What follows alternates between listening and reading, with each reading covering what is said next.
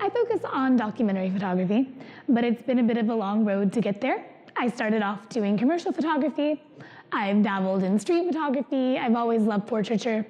At the end of the day, I have an interest in stories. Photography for me is a language. It's the language that I use to tell the stories that interest me, that are close to me, or that have to do with things I care about. I'm a self-taught artist, and I used to be a full-time artist before I come to the school.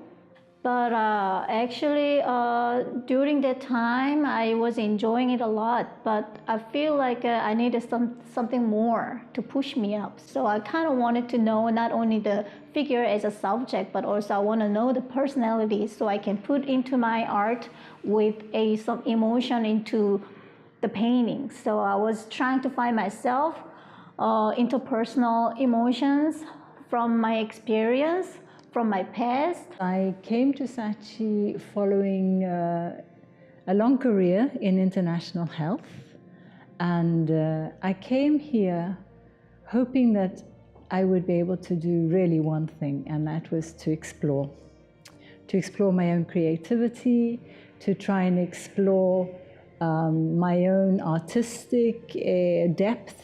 I wanted to stand back, I wanted to listen to myself, I wanted to try and discover, and I wanted to just be there. This body of work, I think, was a way for me to really face a lot of the things that happened over those past 8 years that I felt like I kind of slept through and didn't really face at all. I just kind of buried them down and didn't work through them. So in order to really get this built, I had to organize it and assign themes to them, because I knew each painting was going to be a very raw reflection of myself, focusing on these very vague themes that I feel like everybody kind of goes through at one point or another. I didn't want myself to be afraid of them and see them as a weakness. I wanted to highlight that they could be potential strengths. So I work mainly in 2D with acrylic paint and gold on pure linen or paper. And some of the themes I've been focusing on have to do with what I started with the first part of the second year of the MFA, which is my series called The Spaces Between. And this focuses on the transformation that happens between one place and another, or one time and another in a person's life. I'm focusing on the aesthetics of the millennial generation and the parallels it has between other similar times of just the increase in technology in society and what that means for marketing purposes, what that means like moving forward as far as like future trends for younger generations, and more specifically I explore like what that means for Generation Z in comparison to the millennials. When I thought about how much our generation has changed with technology in this digital world, it didn't make sense to me to experience art on a wall and walk away from it.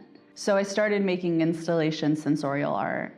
We have sound, we have scent, we have all of our senses heightened. So I needed to make art that everybody could relate to, not just artists. So that's what I did when I started building my rooms and installations. My approaches to my projects and my mentality about photography as a whole, photography as a medium, that is completely and totally different compared to what it was 2 years ago, because I didn't have the tools, I didn't have the history, the foundation necessary to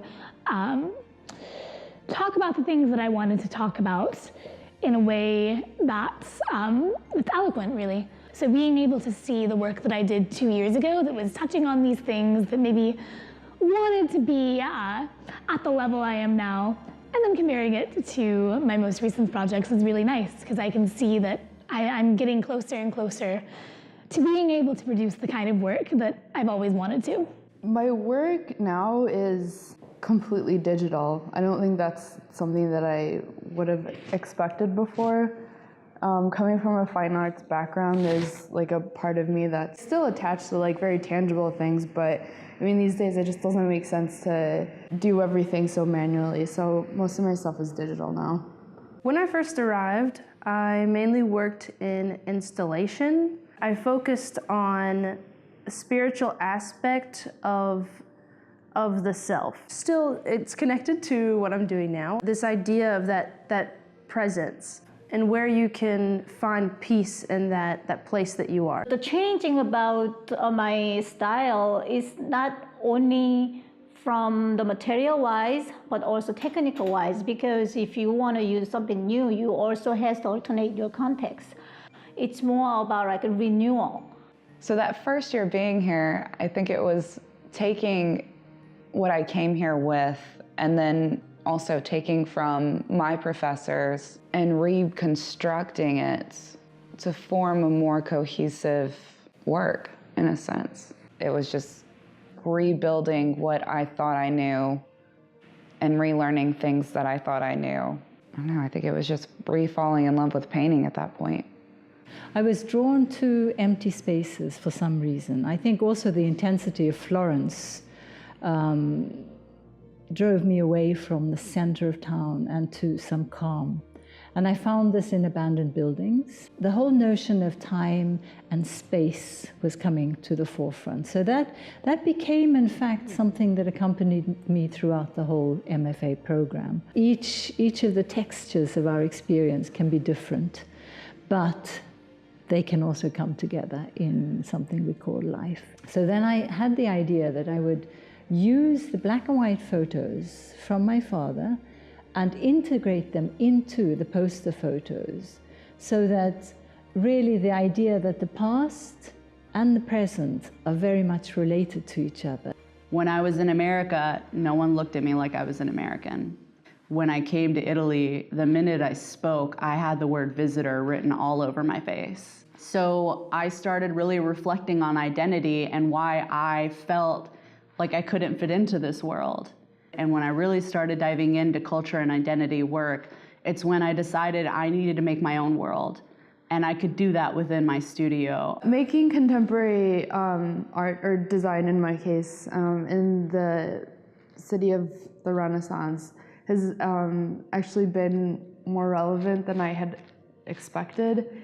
Just because in my own work, I've been exploring extreme changes in technology in the past 10 years. And I think that's totally relevant to the extreme changes in technology and even art and design in the Renaissance. There's so many parallels in just the way that people have had to adapt to contemporary life. I think it's about how you approach it. The technique also could be the contemporary back then. So that's renewal by their interpretation.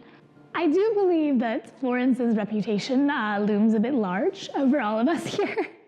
You can't go to school in the city and pass by the Duomo every day and not be, a little bit attentive at all times to the fact that this city has so much history and it has so much richness.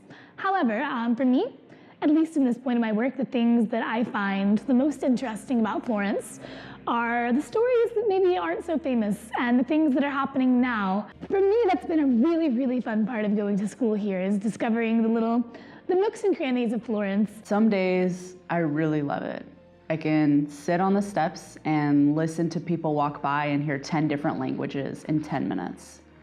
Other days I really hate it. But it's really hard trying to fit into a world that was made from the beginning of time. And when you're exposed to that for a 2-year program, you learn to really identify who you are and what you stand for. If you've decided to contemplate, if you've decided to take a step back to look at what you might be able to express differently or in a creative way, being in a city that has so much to offer in terms of beauty, it has been important for the work I've done. Being here is a great opportunity, a fabulous experience, and I wouldn't choose anything else, to be honest, because this city glows with history, with culture. It's beautiful, it's everywhere. You can't not be influenced by it. Being a painter, I'm able to dig way deeper than I could in the States into where it all started. I think it's just a magical process to make work here.